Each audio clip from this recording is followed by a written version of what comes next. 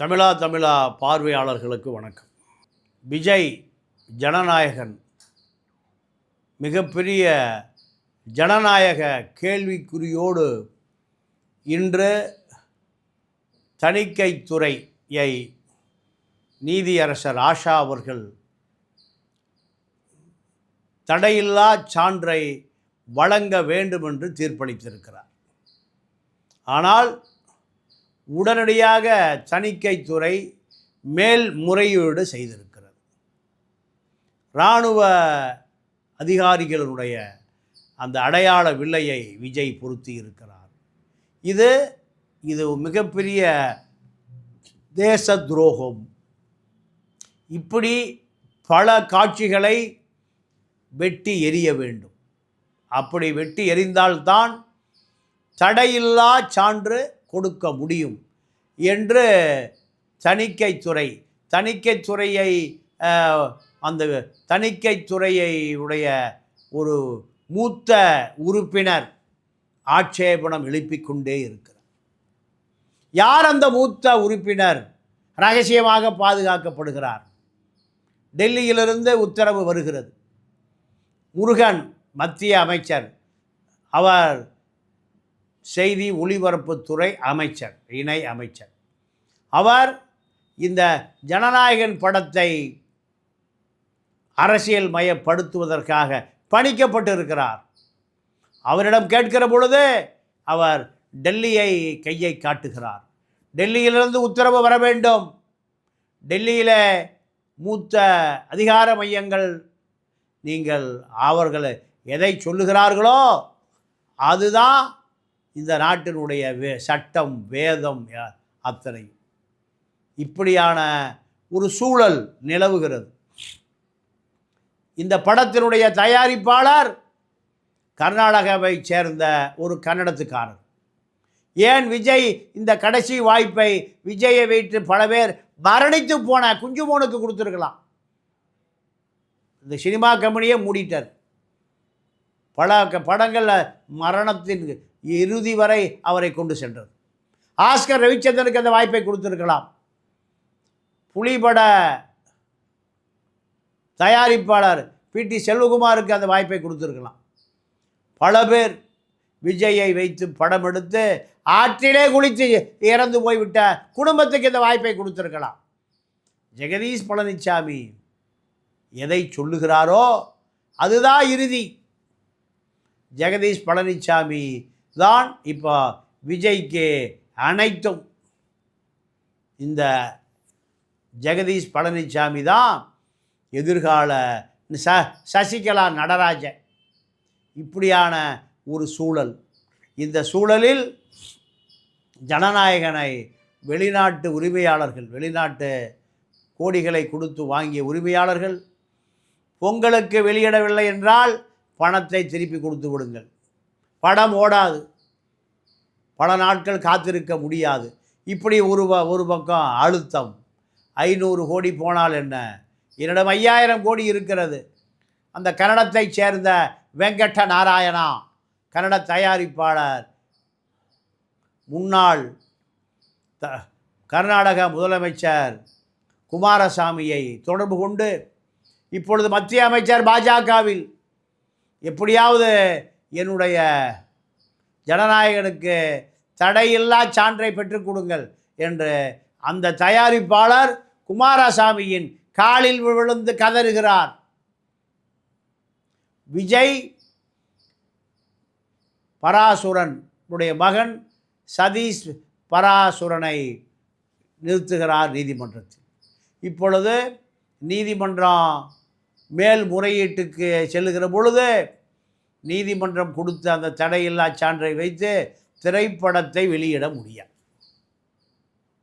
இவ்வளவு அழுத்தத்திற்கு காரணம் இவர் முதலமைச்சர் நாற்காலியை நோக்கி நகருகிறார். முதலமைச்சர் நாற்காலியை நோக்கி நகர்கிற பொழுது இவர் இது போன்ற விபரீதமான அரசியல் நகர்வுகளை சந்தித்தே ஆக வேண்டும். எம்ஜிஆர் சந்தித்ததைப் போல விஜய் கடைசி வரை தாக்கு பிடிப்பாரா? பல ஆயிரம் கோடி பணம் சேர்ந்து விட்டது. அந்த புறத்தில் பல நடிகைகள், அந்த புறத்தில் பல சோமபான சுறாபான அரச வாழ்க்கை பனையூர் பங்களாவில். இந்த பனையூர் வாசி தமிழ்நாட்டினுடைய தலைவிதியை மாற்றக்கூடிய நபராக மாறிவிட்டு இருக்கிறார். இது திமுக எப்படியாவது விஜயை தனியாக நிறுத்தி அதிமுக பாஜக கூட்டணி வெற்றி பெற்றுவிடக்கூடாது. தனியாக நின்றால் விஜய்க்கு எந்த விலை கொடுப்பதற்கு நாங்கள் தயார். இப்படி மலேசியா மாஃபியாக்கள் மூலம் பேச்சுவார்த்தை நடக்கிறது.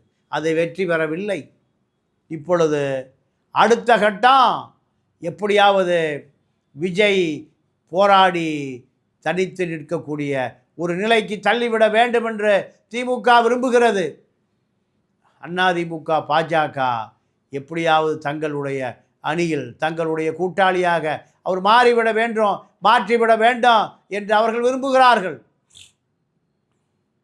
முருகன் மத்திய தகவல் தொழில்நுட்பத்துறை இணையமைச்சர் முருகனிடம் பல பேர் சென்று பேசுகிறார்கள். முருகன் டெல்லியை கைகாட்டியபடி இருக்கிறார். ஜுடிஷியல் கிருஷ்ணமூர்த்தி, இது யார் இந்த நபர்? சங்கரமடத்து தரகர். சங்கரமடத்திலிருந்து நீதிபதிகள் வருகிற பொழுது அவர்களுக்கு நெருக்கமான அந்த ஜுடிஷியல் கிருஷ்ணமூர்த்தி, அவர் ஒரு அமித்ஷாவுக்கு நெருக்கமானவர். சங்கரமடத்தை நெருக்கமானால் இந்தியாவுக்கே நெருக்கமாகி விடலாம், உலகத்துக்கே நெருக்கமாகி விடலாம். சங்கி கூட்டம் இந்தியாவில் உயர்ந்த பதவிகள் இருக்கிற அத்தனை பேரும் சங்கரமடத்துக்கு அடிமை. சங்கரமடம் ஜுடிஷியல் கிருஷ்ணமூர்த்திக்கு அடிமை, சங்கரராமனுக்கு அடிமை, சேகர கணபாடிகளுக்கு அடிமை. இப்படியான ஒரு சூழல் நிலவுகிறது. இந்த சூழலில் பராசக்திக்கு தணிக்கை சான்றிதழ் வந்து பொங்கலுக்கு அது திரைக்கு வந்துவிட்டால், ஜனநாயகன் வராவிட்டால் பொங்கலுக்கு பிறகு ஜனநாயகனை பார்க்க ஆள் இருக்காது.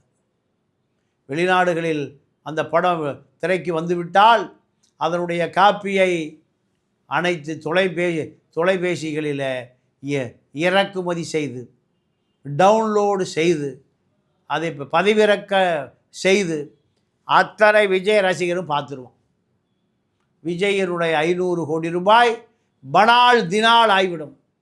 ஆக இது போன்ற சூழலில் விஜய்க்கு ஒரு ஆலோசனை, மீனாவை சந்தித்து மீனா மூலம் பாஜக தலைவர்களிடம், இன்னும் சொல்ல போனால் முருகனிடம், கலா மாஸ்டரும் மீனாவும் முருகனுக்கு நெருக்கமானவர்கள்.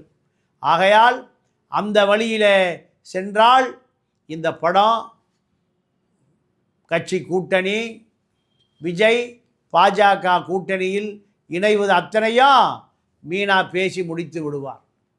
மீனாவின் தயவில் விஜய் பிழைத்து கொள்ளுவார். மீனாவுடைய சொத்துக்களை எல்லாம் ஏமாற்றி அந்த நபர்களிடமிருந்து மீனா அந்த சொத்துக்களை மீட்பதற்கு உதவியவர் முருகன் மூலம் ஜனாதிபதிகளையும் பாஜக மூத்த தலைவர்களையும் பார்க்க முடிகிறது. ஆகையால் இந்த முருகன் மூலம், மீனாவின் மூலம் விஜய் அணுகலாம். இளைஞன் படம் வந்த பொழுது குஷ்பு டெல்லி அதிகார மையத்தில் நெருக்கமாக இருந்தார். அதன் காரணமாக அந்த இளைஞன் படம் திரைக்கு வந்தது. இளைஞன் படம் குஷ்புவால் திரைக்கு வரப்பட்டது. அதே போல் இந்த ஜனநாயகன் படம் மீனாவால் திரைக்கு வர முயற்சிக்கலாம் விஜய். இவர் ஆதவ் அர்ஜுனாவையும் ஜெகதீஷ் பழனிசாமியும் நம்புவதை விட மீனாவை நம்பினால் இந்த படம் கண்டிப்பாக திரைக்கு வரும். மீனா பொண்ணு விஜயை ஏறிட்டு பாரா பொண்ணு. ஆக விஜயனுடைய அரசியல் வாழ்க்கையை மீனாவால் தீர்த்து வைக்க முடியும். ஜனநாயகன் வெற்றி படமாக மாறும்.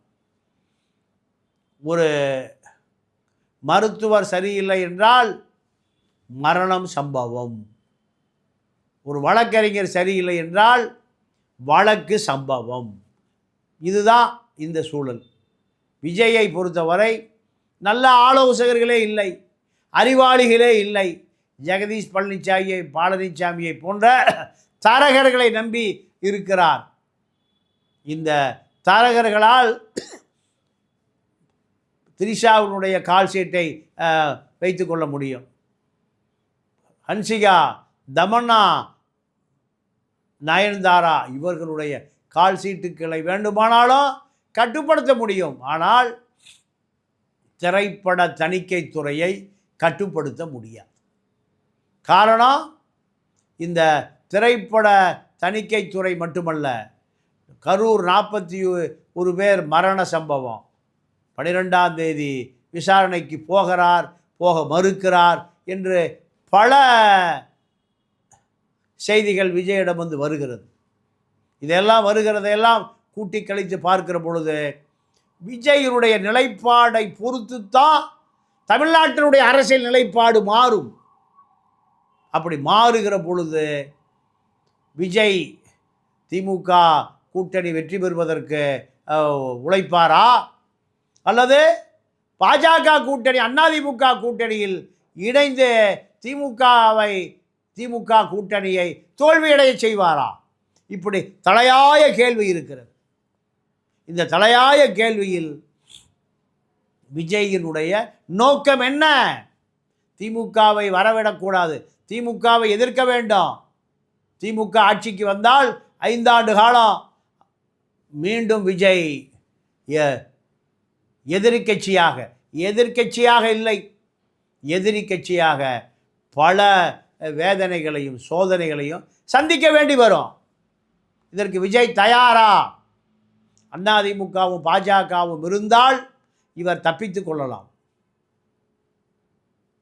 2 பேர் பின்னணியில் ஒளிந்து கொள்ளலாம், பாதுகாப்பார்கள்.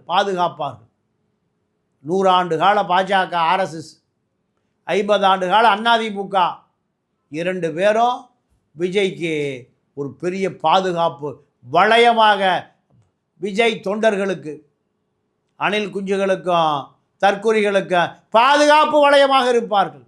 ஆனால் அதை தவறவிட்டால் விஜயகாந்துக்கு நேர்ந்த கதிதான் ஜோசப் விஜய்க்கு நேரும் என்பது கைப்புண்ணுக்கு கண்ணாடி தேவையில்லை. ஆக பாஜக கெடுதல் செய்வதை போல் இருந்தாலும் ஒரு வகையில் நன்மைதான் செய்கிறது. திமுக கூட்டணி மீண்டும் வந்துவிட்டால் பாஜக அதிமுக கூட்டணி தோல்வியடையும்.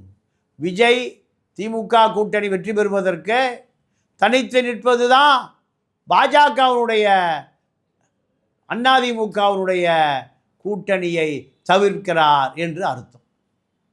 ஆக விஜய் தமிழ்நாட்டினுடைய தலைவிதியை மாற்றுகிற போக்கை தன்னுள் வைத்திருக்கிறார். ஒருவேளை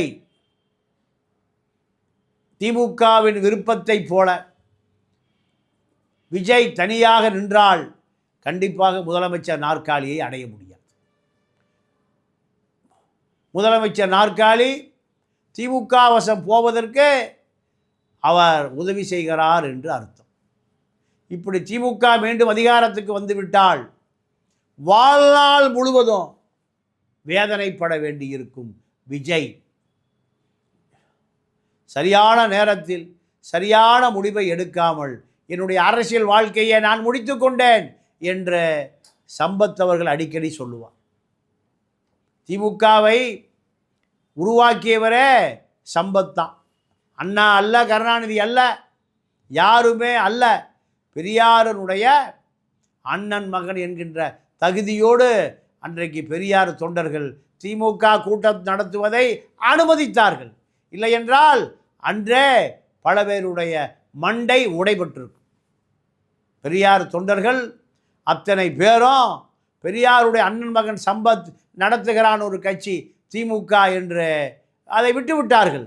இல்லை என்றால் அண்ணாவும் இல்லை, கருணாநிதியும் இல்லை, யாருமே அன்று இல்லாமல் போயிருப்பார்கள். இதே போன்ற நிலைமை இப்பொழுது 50-60 வருடங்கள் கழித்து வருகிறது. ஆகையால் விஜய் தனித்து நின்று திமுக வெற்றி பெற்றால் ஒரு மிகப்பெரிய வரலாற்று பிழையை செய்த பழிக்கு ஆளாக வேண்டாம் என்பதுதான் தமிழ்நாட்டினுடைய மக்களினுடைய கருத்தாக இருக்கிறது. மீண்டும் சந்திப்போம். நன்றி, வணக்கம்.